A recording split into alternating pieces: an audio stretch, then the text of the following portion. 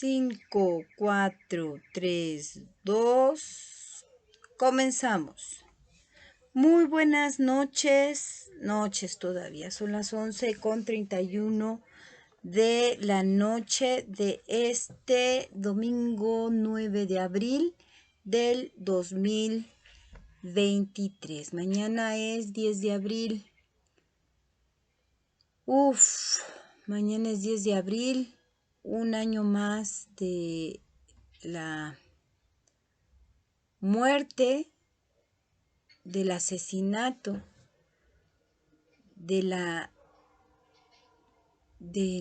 ¿cómo se le llama? Murió acribillado Emiliano Zapata, un gran prócer de nuestra patria. Y pues aquí lo tenemos, siempre está con nosotros Emiliano Zapata. Esas son nuestras imágenes, las imágenes que se utilizan aquí. Aquí en este espacio que en esta ocasión van a encontrarme en el furgón del barrio, cronistas del barrio Lourdes. Esto es un homenaje a Lourdes, la reina del albur de allá de Tepito, una mujer muy querida en el barrio y muy admirada por su servidora. También está en la foto Naranjo. ¿Cómo se llamaba Naranjo? Naranjo, el dibujante. Sí. Rogelio. Rogelio Naranjo está en la foto también. Muy admirado por su servidora, Martín Geli Jarillo Yáñez. Y miren, en esta ocasión les voy a leer. Voy a comenzar a leer el libro de Benito Juárez, Protagonistas de la Civilización. Ya se los había enseñado en otro lado. Déjenme ver, Benito Juárez. Benito Juárez es que me encontré. Este libro es un compendio, son varios autores, son de varias biografías. Se las debo porque saben que ahorita, no, aquí no vienen. Las letras están muy chiquitas. Entonces, no traigo lentes, entonces mejor les leo el contenido y después les voy a leer todos los... acá está atrás la bibliografía, pero igual está muy chiquita. Se los empiezo a leer, ¿qué les parece? Y bueno, por aquí les debo también continuar con la lectura de el libro de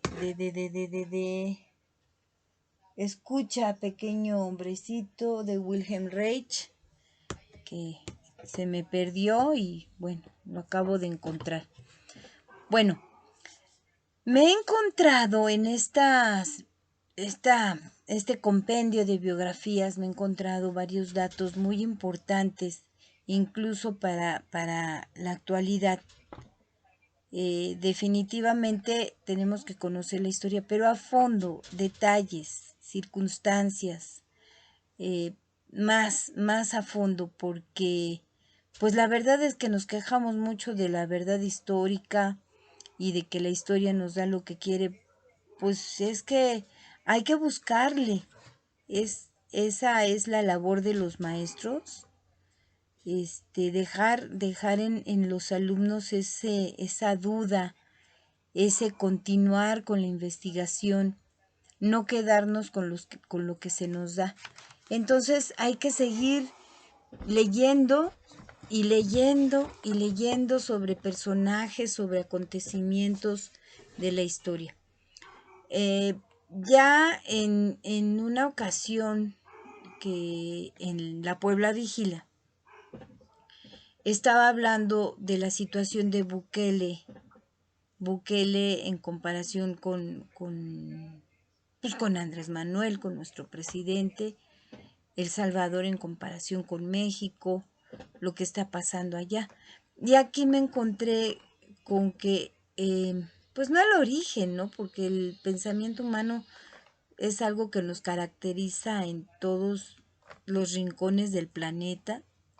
El lenguaje, digo como sea, el pensamiento, el lenguaje es la manera de expresarlo en los diferentes lugares, pero pero me llama la atención que Fernando VII utilizó el término de mano dura, entre otros términos que ahorita van ustedes a poder entender. No habla sobre Fernando VII, pero se menciona porque se menciona al padre de la patria, a Miguel Hidalgo, y pues Fernando VII, cuando querían recuperar lo que ya estaba por acabarse, pues dijo que habría que poner mano dura a los insurrectos, ¿no? Y qué curioso que Felipe Calderón, un ibérico, un fan ibérico, pues haya dicho lo mismo, ¿no? Claro que esta situación es mundial. Ahorita estaba viendo un programa de Julio Astillero. Julio Astillero está tratando el tema del fascismo muy profundamente y es muy interesante. Y yo creo que ese tema del fascismo, bueno, aquí Benito Juárez atacó al fascismo frontalmente, un fascismo neonato, no nacía como tal, pero ya existía en esencia. Y Benito Juárez, junto con Valentín Gómez Farías, le dieron para atrás a ese neonato fascismo. Bueno, vamos a empezar a leerles esto, ¿no? Estamos en el canal cultural de este estudio radiofónico, y es El Furgón del Barrio, Cronistas del Barrio Lourdes. Bueno, vamos a empezar con la infancia y formación de Benito Juárez. Espero no me voy a tomar igualmente mucho tiempo. Dice, al margen del mundo en la Nueva España. En la iglesia parroquial de Santo Tomás Ixtlán, en 22 días del mes de marzo del año 1806, yo, don Ambrosio Puche, vicario de esta doctrina, bauticé solemnemente a un niño a quien nombré Benito Pablo, hijo legítimo de Marcelino Juárez y de Brígida García, indios del pueblo de San Pablo Guelatao. Sus abuelos paternos son Pedro Juárez y Justa López, los maternos Pablo García y María García. Fue madrina Apolonia García, india casada con Francisco García, y le advertí su obligación y parentesco espiritual, y para constancia lo firmó con el señor cura Mariano Cortabarría. Ambrosio Puche y aquel niño solo llevaba un día. Sí, dice Ambrosio Puche y aquel niño. Solo llevaba un día en el mundo cuando fue inscrito de esta manera en el libro de la vida. No tuvo mucha suerte en ese acto azaroso del nacer. Podría haber sido hijo de españoles en aquel territorio que se llamaba Nueva España, en el que estos eran los propietarios, la autoridad y quienes siempre... Ay, espérenme, es que me duele mi mano. La autoridad y quienes siempre, guiados por la metrópoli, decidían sobre cualquier cuestión. Si la fortuna lo hubiera dispuesto así, aquel niño tendría ante sí una vida fácil. Sería criado en alguna gran ciudad de la colonia. Un tutor o maestro de renombre le habría educado y luego los altos cargos de la administración, la iglesia, el ejército o la judicatura se le habrían ofrecido. Y solo por el mero hecho de ser blanco y español. También podría haber pertenecido a esa otra minoría blanca, la de los criollos, que nunca obtuvo el mando público, pero que, sin embargo, había recibido de sus antepasados españoles sustanciosas herencias, tierras y mansiones, y si no, la autoridad al menos de una vida de lujo y consideración hubiera estado a sus pies. Pero aquel niño nació indio. Solo era uno más entre aquellos que constituían millones y formaban la mayoría del país. Desde su propia cuna pertenecía ya al grupo de los vencidos, el grupo de los que, desde hace 3 siglos, seguían mirando impasibles a los españoles, y sus descendientes, sin salir de una profunda indiferencia, pertenecían a esa masa de seres sumisos que ni siquiera podían llevar ropas españolas, poseer un caballo o tener armas, y que desde pequeños sabían que tenían que pagar un tributo como realidad de su sometimiento. Su mundo estaba en las montañas, en el trabajo de las minas, en el pastoreo, en las tierras comunales, o en la servidumbre en haciendas, casas y campos de los ricos dominantes. 300 años eran mucho tiempo de marginación, miseria y quebranto, y lo que las armas, el poder y la voz de mando no habían logrado dominar, quedó bien asegurado por la labor espiritual de la Iglesia. Esta cambió sus dioses, sus raíces y sus pensamientos, resultando así ese contingente de sumisos, si no contentos, al menos quietos. De hecho, tras tantos años transcurridos, los indios o no eran nada o eran católicos, de ese tamaño. Por ello, con solo un día de vida, aquel niño indio de la nación zapoteca, nacido en San Pablo Guelatao, fue bautizado en Santo Tomás Ixtlán, su pueblo natal. Encaramado en las montañas que apenas distaban 70 kilómetros de la ciudad de Oaxaca. Era insignificante. En un marco de cimas, viento frío y a veces violento, cargado de miseria, vivían escasamente 20 familias que perpetuaban su aislamiento al dedicar todas sus fuerzas a la supervivencia y hablar entre ellos exclusivamente el zapoteca. Podría haber sido peor, pero San Pablo Guelatao era un lugar de tránsito por el que transcurrían en mulas y caballos todos aquellos que subían de la ciudad de Oaxaca o que descendían hacia ella.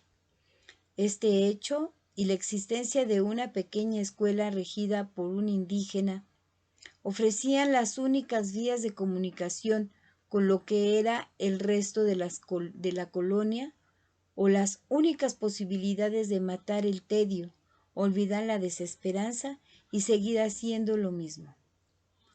Arrieros, jinetes de alguna partida de bandoleros o de rebeldes, buhoneros y otros caminantes llevaban a veces noticias, explicaban sus razones o simplemente pasaban de largo, y así continuaban sucediendo los días inmunes al movimiento. No llegaba a los 3 años cuando murió su padre, y poco después, al dar a luz una niña, María Longinos, fallecería su madre. Tuve la desgracia de no haber conocido a mis padres, escribiría más tarde en sus apuntes para mis hijos. Y con aquella doble muerte comenzó el reparto. Josefa, Rosa y Benito fueron acogidos por los abuelos paternos y la recién nacida quedó a cargo de Cecilia García.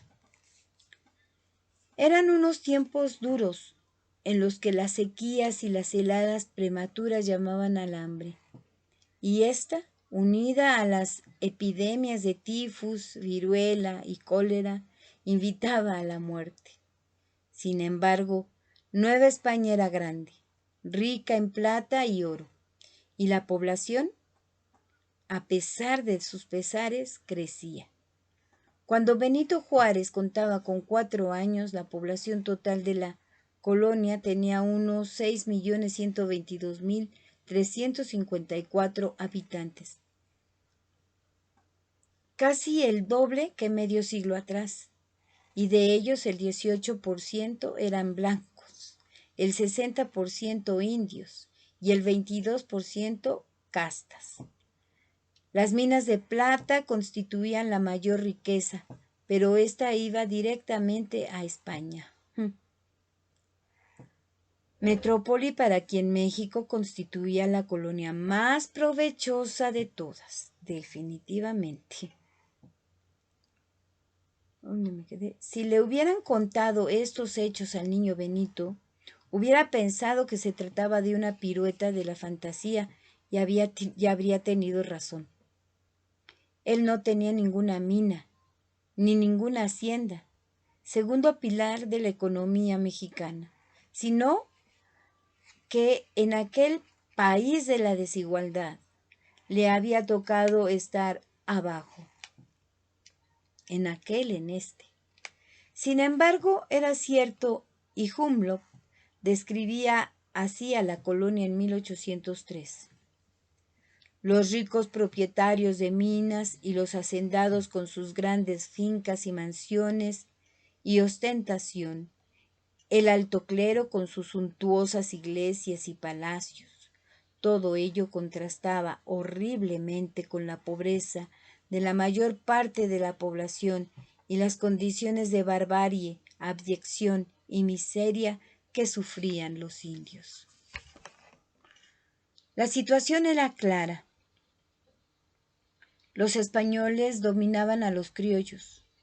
Estos utilizaban a los indios y la metrópoli explotaba a los tres. Sí, oro y plata saltan para tapar todas las trampas de España y sufragar sus avatares políticos. En México quedaban las haciendas, seguramente porque no eran transportables. Segurísimo. Pero estos grandes dominios que monopolizaban la tierra tenían que mantener a un dueño, siempre ausente, que en la ciudad vivía como un dios en el Olimpo, y a un administrador que, aunque permaneciera en ella, imitaba al propietario en lujo y boato. Por ello, habitualmente estaban hipotecadas a la iglesia, a la que pagaban un 5% de interés anual, además de los diezmos y tasas. Todo ello, lógicamente, era posible a costa de tener a los campesinos al borde de la inanición. Habría, pues, muchas tierras, unos pocos propietarios, y al crecer la población, el hambre era también mayor. La única institución inconmovible era la Iglesia. A su dominio espiritual añadía enormes recursos de capital, recibía legados y los tenía acumulados. Desde hacía 3 siglos, sus juzgados de capellanías adelantaban dinero a los hacendados y a los comerciantes, y en realidad las reservas financieras de estos juzgados y las de los fondos de obras pías constituían su principal riqueza, más que las propiedades. Era, pues, inconmovible por su riqueza y, sobre todo, inconmovible por sus argumentos. Atacar a la iglesia era dejar hambrientos a los pobres, era anticaritativo, iba contra la religión y de todo ello habría que responder ante el Altísimo. En cualquier rincón de la colonia tenía su predicador, y hasta en las sierras de difíciles caminos, cuando un niño nacía, como Benito, muy pronto era bautizado e incluido en el redil de los mansos. Ahora bien, por grandes que fueran algunas fortunas privadas, por extenso que fuera el impacto de la iglesia y por muchas iniciativas que tuvieran los altos cargos, todos dependían de las órdenes que llegaban de España. México era su propiedad, su respaldo, más bien, y estaba tan lejos que poco importaban sus problemas siempre que el metal precioso llegara a tiempo. En una palabra, era su colonia y tenía que obedecer. Por tanto, la metrópoli tenía un buen margen de actuación y esto le permitía todavía jugar su papel imperial en Europa. Si se presentaba alguna dificultad, no tenía más que aumentar sus exigencias en las colonias y así, cuando el día 12 de diciembre de 1804 declaró la guerra a Gran Bretaña, ordenó, vía decreto, el secuestro de los fondos de caridad en México.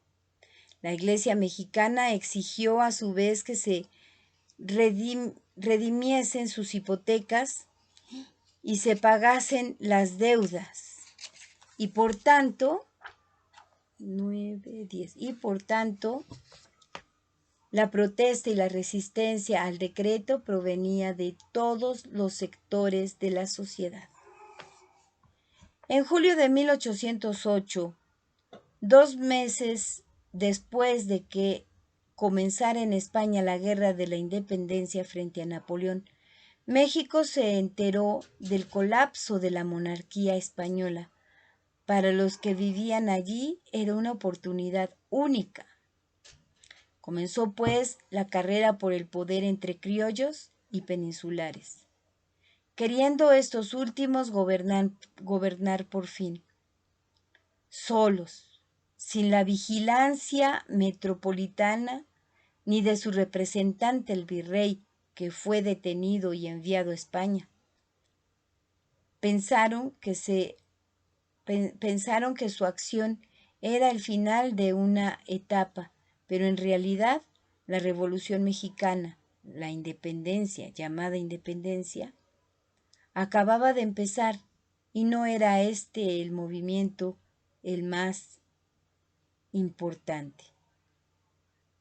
Bueno, ya son 22 minutos, aquí lo dejo. Pues de lo que hemos leído, que podemos ver, lo que la historia nos dice, nos cuenta, la realidad, lo que estaba pasando, pero algo muy importante es que sepamos que desde el principio, desde que llegaron, han existido levantamientos. Siempre existieron levantamientos y prueba de ello es que había mucha represión. Porque si hubiéramos sido unos mansos corderos como nos pintan, no hubiera habido tantos muertos. No hubiera habido necesidad de incluir a la Santa Inquisición en nuestras tierras. Hubo rebeldía desde el principio que llegaron, desde el momento en que tomaron a Moctezuma preso, desde ese momento y desde antes, porque a Moctezuma ya le exigían que los corriera y Moctezuma, pues que tenía, yo siempre he dicho que Moctezuma ya estaba pintando para demócrata. Ya estaba pintando para demócrata, pero en ese entonces la democracia, un demócrata, no iba a ser entendido, obviamente, y menos por unos salvajes como los que llegaron. Entonces sí es importante, quiero hacer mención que siempre hubo levantamientos populares, siempre los hubo, y por eso hubo tanto rencor hacia nuestra raza, y por eso ese rencor se traduce, más bien, el miedo que ellos tenían por esos levantamientos y por la fuerza de nuestra gente, lo tapaban, lo mostraban reprimiéndonos y asesinándonos y violándonos. Entonces, Obviamente, esta es historia oficial, se centra únicamente en el personaje, pero no dejen de tomar en cuenta que levantamientos populares en contra de los peninsulares siempre existieron. Tenemos ahí a Canek, siempre existieron, siempre. Desde el primer momento que pusieron un pie en nuestro suelo, hubo levantamientos populares. Acuérdense que quemaron nuestra memoria, nuestra memoria histórica, nuestra memoria cultural, nuestra memoria como civilización. Si así lo que dejaron nos pinta como algo grande, imagínense con esos libros lo que seríamos ahorita. Por eso es importante que conozcamos nuestras raíces. Y bueno, les agradezco el favor de su atención. Pónganle me gustan. Yo de todos modos voy a subir esto, los voy a subir a los dos canales de YouTube, porque creo que es el más visitado, el de La Puebla Vigila, pero va a estar en los dos canales, porque pues es un acontecimiento histórico y político. Estamos hablando de la segunda transformación de nuestro país. Bueno, aquí vienen las dos, estamos ahorita nombrando la primera, pero el personaje central en esta ocasión, que es Benito Juárez, es el personaje principal de la segunda transformación de nuestro país. Bueno, muchas gracias por su atención nuevamente. Este video es solo para ustedes. Y se tuvo que leer y se leyó. Chao.